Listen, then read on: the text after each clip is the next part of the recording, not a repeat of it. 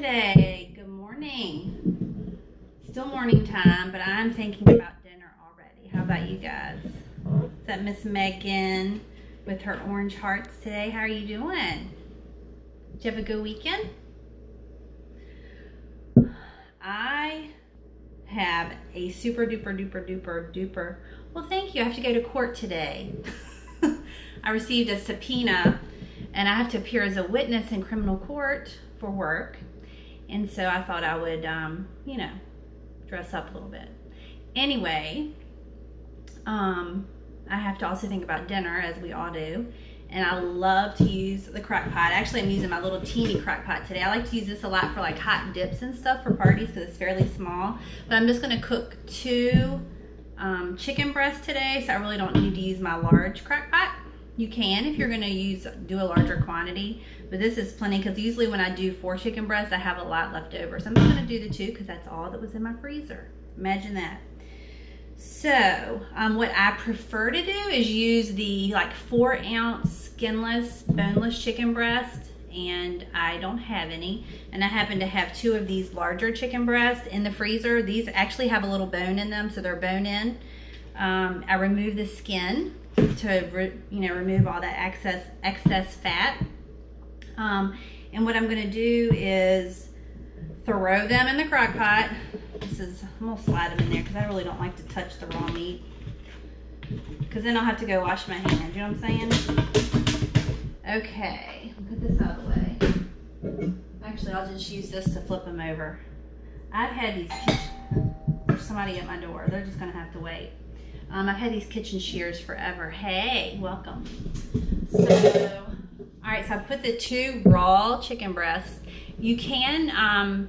Well, let me put it this way. I have cooked frozen chicken a lot, and I never had any issues with it, but I was doing some further research on it, and the USDA does not recommend cooking frozen meat in a crock pot because it brings it up to temperature so slowly it will kill the bacteria, but before it has a chance to kill the bacteria, it may release some toxins which will still be in the meat. So why take a chance, right? So I just thawed these out pretty quickly this morning in some cold water, and they are thawed. And what I'm going to do first is just put a little bit of fresh cracked pepper and salt onto. There's somebody knocking on my front door. Onto my chicken. All right, and then these are the 2 magic ingredients: Sweet Baby Ray's, which is my favorite barbecue sauce, and my other secret ingredient is peanut butter. Imagine that. It's amazing. That's all I'm going to say. Okay, so for these 2 chicken breasts, this is like a really large bottle of barbecue sauce. So I'm just going to put some of it in. I'm not really good with measurements, but a lot of times when you cook, this bottle always makes funny noises. I'll do most of the bottle. You can always add more, that's the good thing. And then with my peanut butter, I just do like a big spoonful. I don't measure that either. Okay. Then what I'm gonna do is stick this in the microwave for about 30 seconds.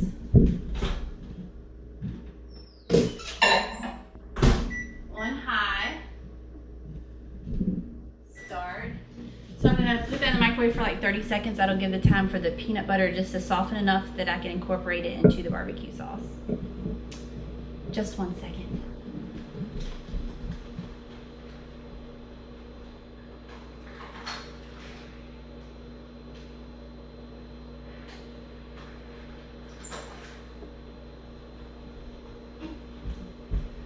There's somebody here to work on my front porch and they're making a lot of noise. Anyway, so let me grab this. Now I'm going to stir together. I might need to stick it back in the microwave for a few minutes. For those of you that are late joining me, my secret ingredient in my barbecue sauce is peanut butter. It actually works really well with chicken, pork. It's quite amazing. I love it on ribs. But I just add the peanut butter to my Sweet Baby Ray's original barbecue sauce. You could use the chipotle if you wanted. This is my favorite. This is probably the guy outside calling to tell me he's here. Please hold, this is real life. Hello? Hello? And they're not there. Okay. So, I mean, I like I'm in the kitchen. The only thing that's missing is my son going, Mama, Mama, Mama. Okay, so you see it just basically lightens up the color of the barbecue sauce. Now I've also added other stuff to this, but I have found that Sweet Baby Ray's with the peanut butter, a little salt and pepper on the chicken is all you need. And then I just pour this over the chicken in the crock pot. And it is thawed, so I will probably cook it on low for 4 to 6 hours. You want to check it, but this is a thicker piece of chicken, so if you have a thinner cut,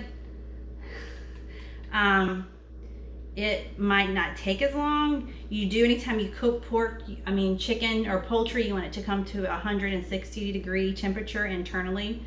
So if you're not really comfortable in the kitchen, you can always get a thermometer and check the internal temperature of the chicken. But if you cut into it, you will see that it's not pink any longer, and that's usually a pretty good indication. So what I'll probably do with this is 4 hours on low and then maybe an hour on high if I need to.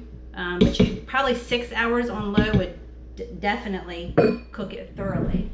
So let me show you my other, I can't find it. Here it is. Okay, so then after the chicken finishes cooking, I got this really cool gadget from Pampered Chef. I don't know if you've ever seen this, but they're like 2 blades, and what you do is when you take and cut meat, it shreds it. It's awesome.